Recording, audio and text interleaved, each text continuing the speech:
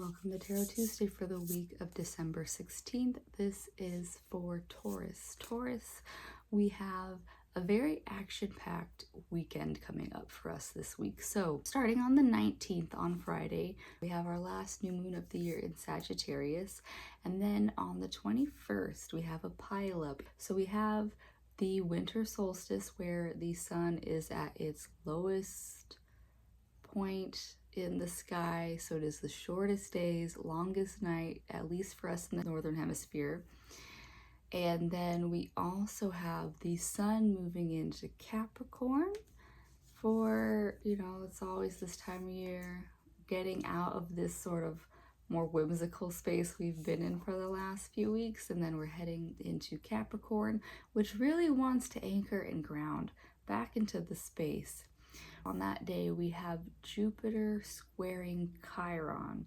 And so Jupiter, being Zeus, being this planet of luck, of abundance, squaring off with Chiron, our wounded healer, which is saying that these themes of this whole year, the year of the snake, of shedding, of letting go, of grieving what has gone, it's really bringing up every little bit of that shadow that we have left to look at so that we can move into that year of the horse and take off running.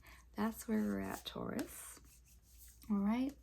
And so to tap into this last week of Sag energy that we have, I'm using the Starseed Oracle again by Rebecca Campbell because I relate it to that Sag energy of the Andromedans. The Andromedans are this more nomadic starseed, and that's what we're tapping into this week. All right, so let's see how that works for you, for Taurus. All right. Fall into my arms, surrender, holding the opposites, extremes of life. All right.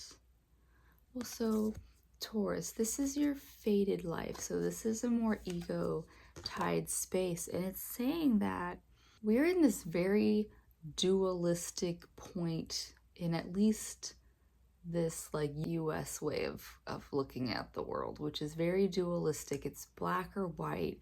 And it's saying to surrender in that you don't have to be 100% black, white, red, blue is like where I'm getting at too, is that, understand that opposites aren't there to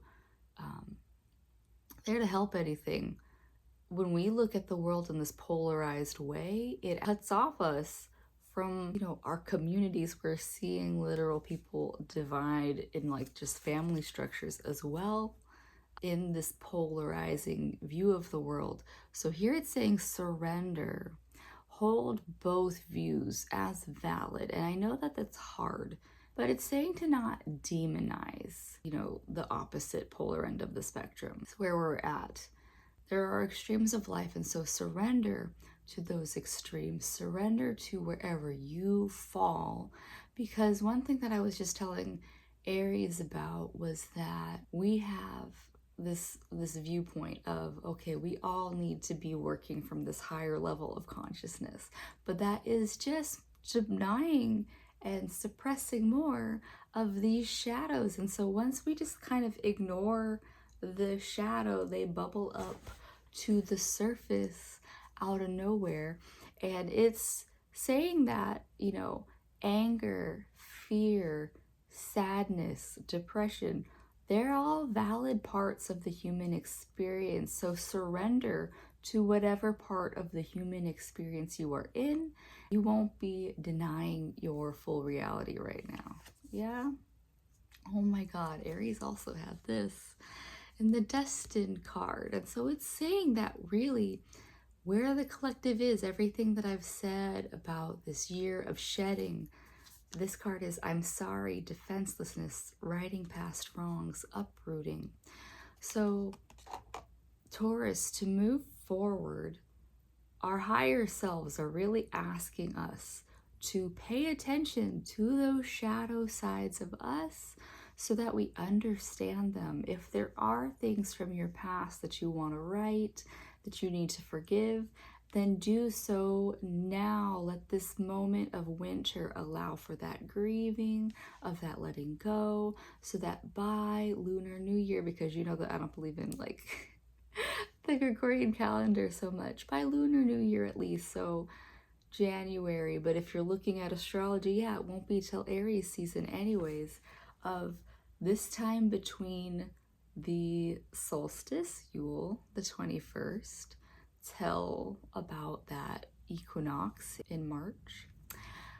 Then like use this time to really release, let go of whatever it is that no longer serves you so that we can move forward in a better place. Yeah, the bridge between the two. Star family, you're part of a team of souls. Call in support. And so Taurus, none of us are alone. I do not know why A Christmas Carol keeps coming up in my timeline of doing fucking readings for the last month, but it does, because, and I think it's watching so many people in the last few years bring the Grinch out of Christmas because people just aren't in that holly jolly moment. I would say bring up your Ebenezer Scrooge, who really goes through the ghosts of Christmas past, present, and future, so that you can really go through that shadow that we've been talking about and then come out on the other side to see all of the sport that you do have. So star family, it's saying that if the holidays are not a happy, joyous time for you, for specifically maybe tying to those blood families, connect with them in any way that you do, but your star family is your community of your day-to-day folks, your best friends, your co-workers, clients, or people you see on a daily basis. Could be just like the bus driver, whoever it is. Connect to your star family, and it starts with you honoring, accepting you for everything that you are. And so connect to those who honor and respect you every day. Yeah. All right, well, that's what I have for you, Taurus. I don't feel like there feels like a lot of conclusive energy this week. It is just we're in the energy as it is. We are going to rebirth out of this coldest day of the year, or the longest night of the year on Yule, on the solstice. We're ready to come out wherever we land, all right? That's what I have, Taurus. I'll see you next week. Bye.